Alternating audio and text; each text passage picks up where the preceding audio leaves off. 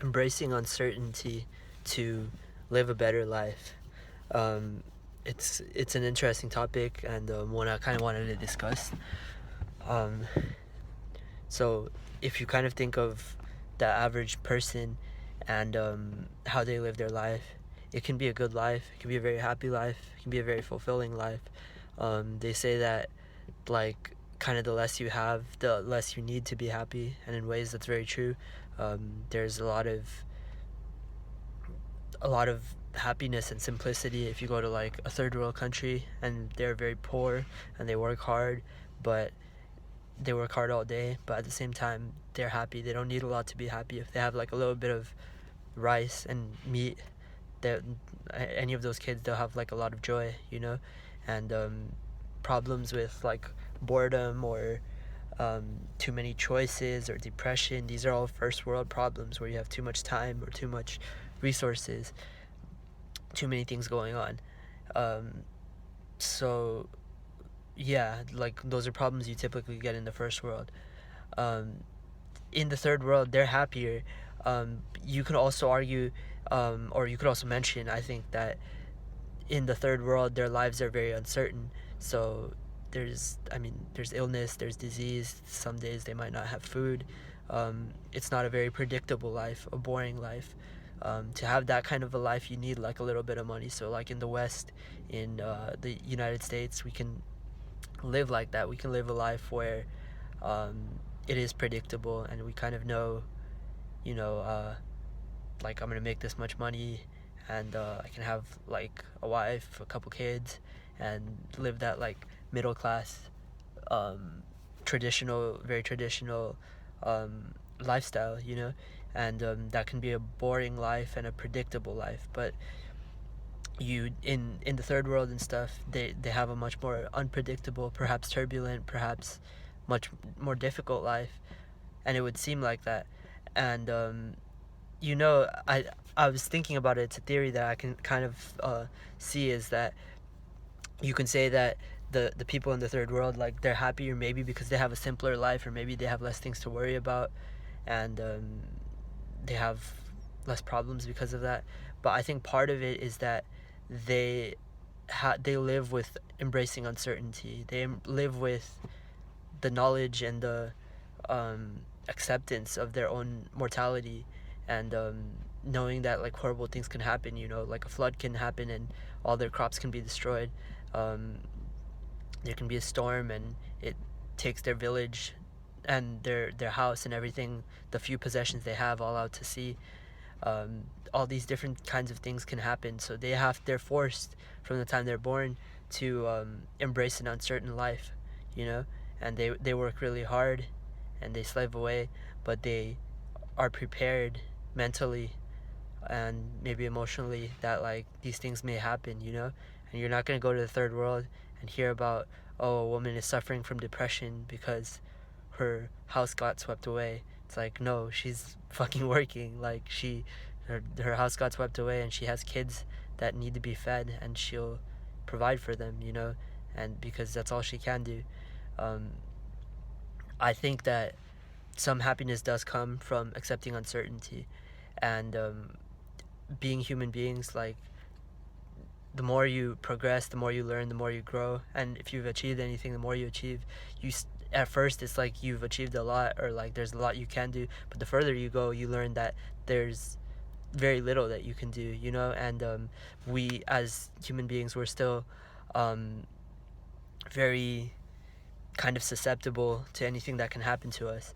And the good way to live, the right way to live, if you can call it that, is to embrace uncertainty. Live like they do in the third world, in that they know that bad things can happen, and they kind of embrace those realities and they prepare for them. So they're, preparing their crops so that they'll be able to eat, not just now but in the future if needed. They'll kind of send their kids off to other like wealthier people's houses to work for them, so that their kids can in the future get some kind of education. But they, I might be wrong, but I feel like they accept and embrace uncertainty, embrace things that could go wrong, and that if you're like caught in the middle class, trapped, so to say, in the US, then you kind of don't do those things, at least not right away, or you have your job and you have your car, your average American life, and like you kind of chase mediocrity and you chase stability, but that can be detrimental, not just like the principle of it being like boring or kind of monotonous or whatever, but it can be detrimental in that certainty is kind of a lie. Like we never really have true certainty, and we've evolved from survival of the fittest, and as much as the world changes, that's still in our DNA, that we have to adapt, we have to survive, we have to um, kind of, like, the world changes and like it forces us to adapt and grow and change with it, or to suffer and suffer the consequences.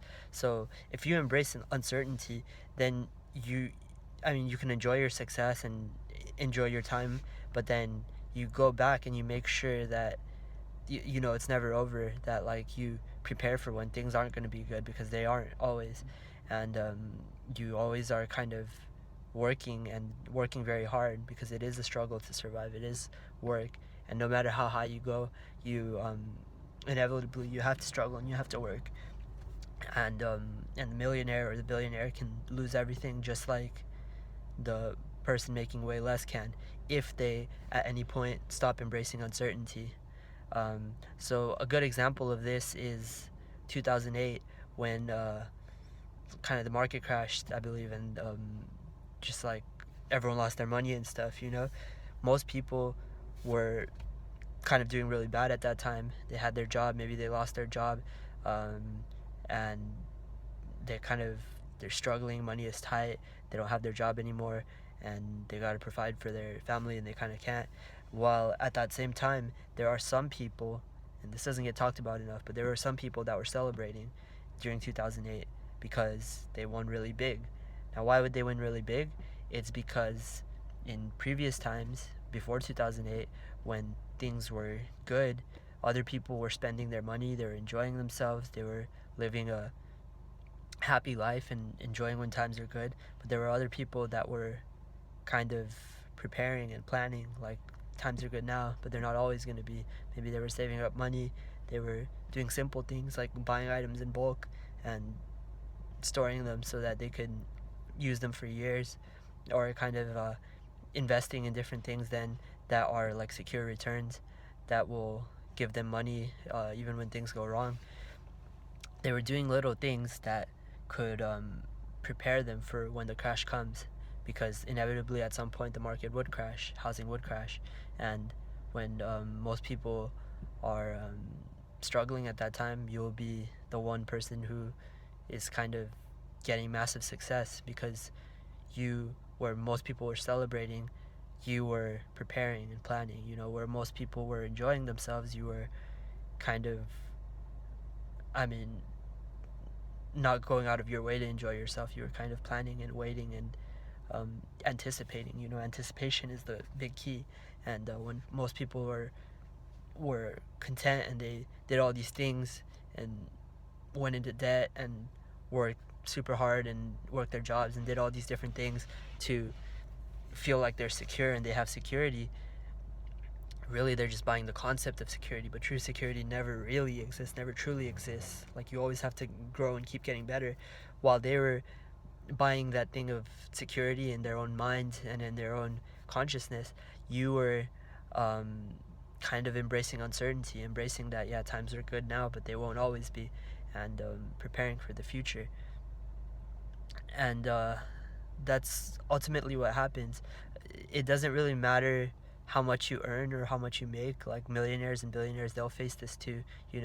Well, once you have some success, like, it is very easy to get comfortable, get complacent, and chase quote unquote security and not take risks and not work to grow.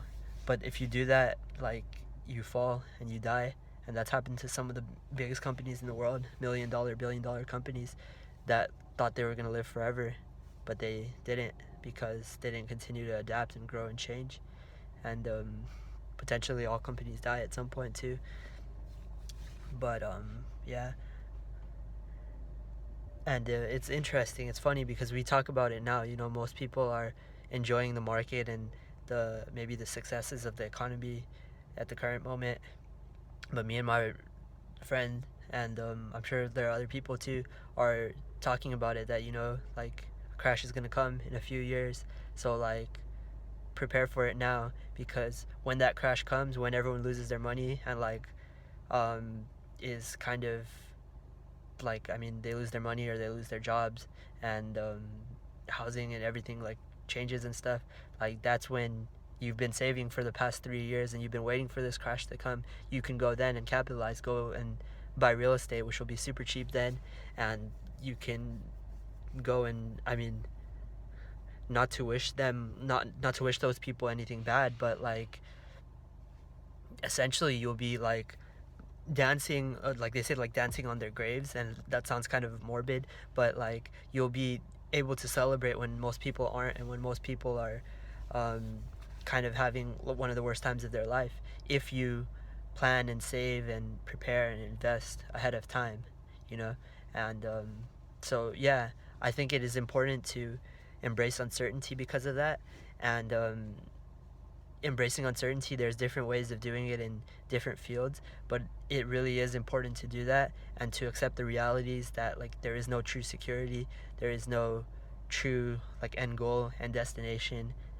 Whether you're an entrepreneur or a lifter or any other field, you've never made it, and you kind of always got to be growing, or you're kind of falling back.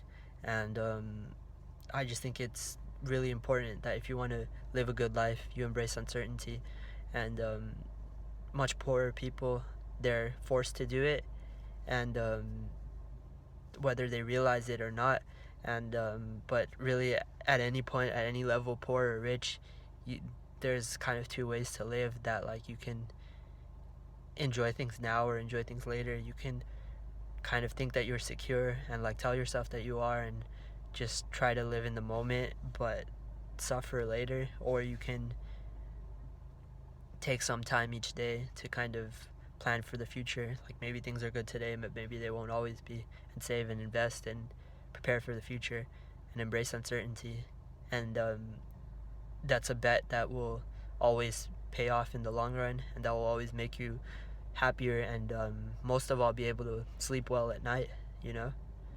And I think it's just really important. If you want a good life, you have to embrace uncertainty, and those are kind of the reasons I think that it is important. There's a lot more that could be said on that topic, but yeah, I just thought it's kind of a really important topic, and I see it in my sport of powerlifting, and I see it in many other fields. So yeah.